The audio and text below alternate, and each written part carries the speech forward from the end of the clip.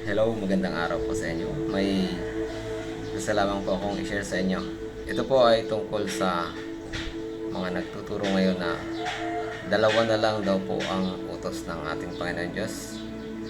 At yun daw ibang mga utos ay wala na. Lalo na yung 10 utos kasi expired na daw po.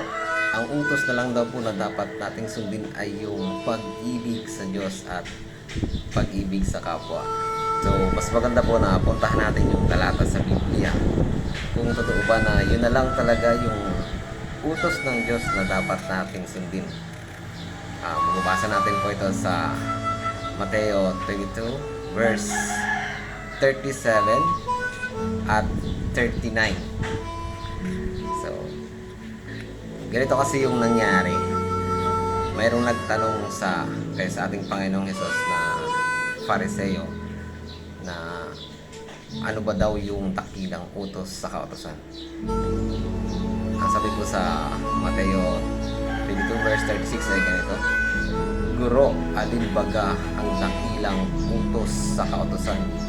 Verse 37 naman ay sinabi ni Jesus na, at sinabi sa kanya ni Jesus, ibigin mo ang Panginoon mong Diyos ng buong puso mo at ng buong kaluluwa mo at ng buong pag-iisip mo.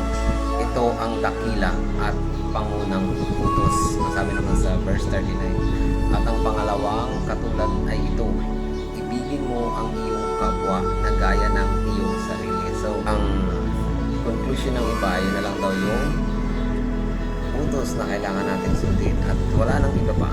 Hindi yun na kasi expired na daw po yung iba. Pero kung itutuloy mo yung talata sa verse 40 ay ganito ang nakasaad. Sa dalawang utos na ito ay nag-uuwi ang buong kautusan at ang mga propeta. So, ibig sabihin pala, hindi siya bagong utos na yun na lang ang dapat sundin. Ang sinabi kasi doon ay doon na uuwi ang lahat ng kautusan at ang mga propeta. Ibig sabihin, nakapaloob doon yung mga utos. So, hindi na wala. Bakit pa kasi pinipilit na alisin yung mga kautusan? Kahit na sinasabi ng mga ng Biblia na hindi naman talaga nawala yung mga kautusan. At kung papansinin nyo, yung sinabi ng ating Panginoon Diyos na pag-ibig sa Diyos, ay nandun siya sa 10 utos. Mababasa natin siya sa unang utos hanggang ika-4 na utos.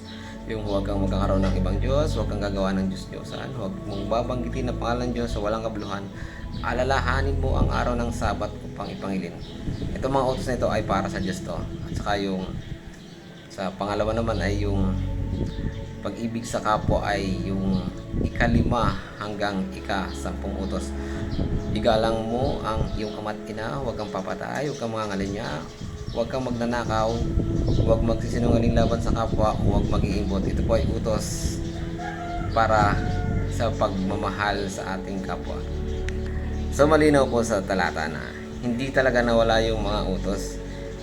Ibig sabihin, nakapaloob lang dun sa dalawang utos na yon. At sinabi pa sa, kung babasahin natin yung Mateo 5 verse 17 na sinasabi ng Panginoon Diyos na hindi siya naparito upang sirain ang kautusan.